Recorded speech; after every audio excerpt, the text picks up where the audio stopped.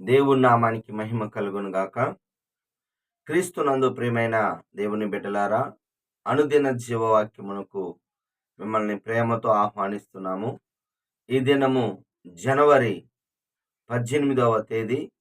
లేఖన భాగము మత్తయి సువార్త 13వ అధ్యాయము 33 నుంచి 58 వచనములు. ఇందులో నుండి దేవుని యొక్క వాగ్దానాన్ని మనము గమనిద్దాం. 34వ వచనము వాగ్దానము 34వ వచనము, మరుగు చేయబడిన సంగతులను మీకు తెలియజెప్పేదను. అవునండి, లోకములో ఎన్నో సంగతులు ఉన్నాయి.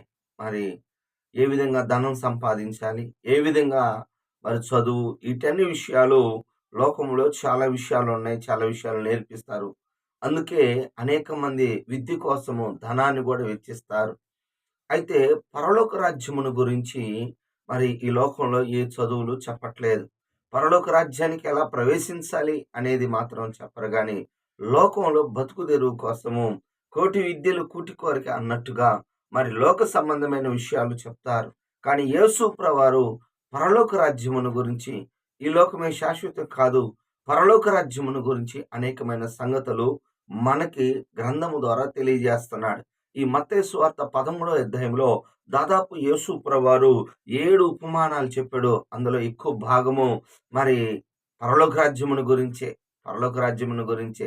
విత్తువాని ఉపమానంలో గాని ఎవరు ఫలిస్తారు, అలాగనే ఆవగింజ గాని, పుల్లని పిండి గాని, మరి సముద్రంలో వేయబడిన వలలాగా మంచి ముత్యమును కనుగొనిన వర్తకుని వలె, ఇలాగ దాదాపు 7 ఉపమానాలు మరి మత్తయి సువార్తలో ఎక్కువ దైవరాజ్యమును గురించి మనకు అర్థమయమైన భాషలో ఉపమాన రీతిగా నమ్మండి, విశ్వసించండి అని ప్రభు సెలవిస్తున్నాడు. పరలోక రాజ్యమును గురించి చెప్పినప్పుడు వాటి కోసము మనము నమ్మాలి, విశ్వసించాలి. విశ్వసించినప్పుడే మనము దైవరాజ్యంలోనికి ప్రవేశిస్తాం. మరి పరిశుద్ధ గ్రంథములో అపోస్తుల కార్యము 14వ అధ్యాయం 22వ వచనములో యేసు ప్రభువారు శిష్యులైన పౌలు శీలలు మరి ఏం చేశారు అంటే, మరి దేవుని నమ్ముకున్న బిడ్డలను, శిష్యులను మరి అనేక మందిని వారి మనసులను దృఢపరిచారు. ఏ విషయంలో అంటే, మీకు దైవరాజ్యం ఉన్నది, అనేకమైన శ్రమలు అనుభవించి, శ్రమించి, అంటే అనేకమైన శ్రమలు పడి పరలోక రాజ్యములో ప్రవేశించవలను. ఆ దినాలలో ఎంతో ఘోరమైన నీరో చక్రవర్తి పరిపాలన కాలములో ఉంటున్న సమయంలోనే మరి దైవజనుడైన పౌలు గారు దేవుని కొరకు నిలబడాలని తెలియజేశాడండి. అవునండి, ఎందుకంటే లోకంలో మనం గమనించినట్లయితే అనేక మంది అనేకమైన వాటి కోసం ప్రాణాలు అర్పిస్తున్నారు.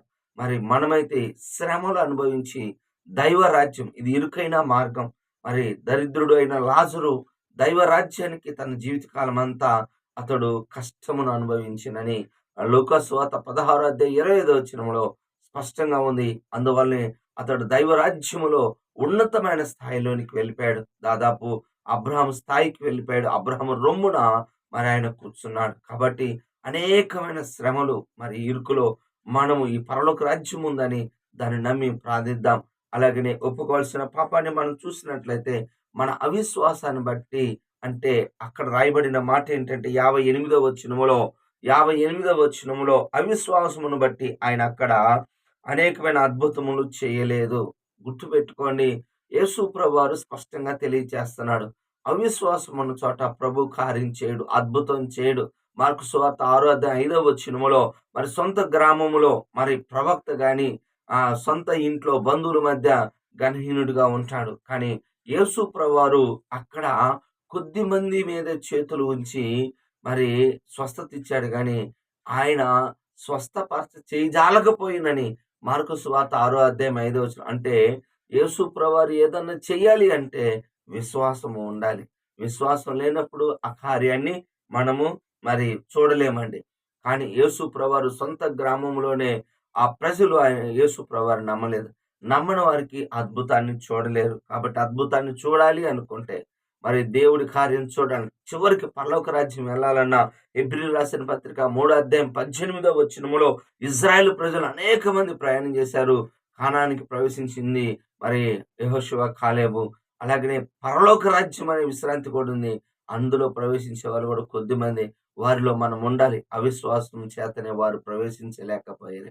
అవిశ్వాసం ఉంటే పరలోక రాజ్యం లేదు, అద్భుతం లేదు. కాబట్టి ఈరోజు మన అవిశ్వాసాన్ని ఇర్మీయా గ్రంథం 3 అధ్యాయము 22 ప్రకారంగా మీ అవిశ్వాసం భ్రష్టలేని బిడ్డలారా తిరిగి నా యొద్దకు రండి, నేను మీ అవిశ్వాసమును స్వస్థపరుస్తానంట.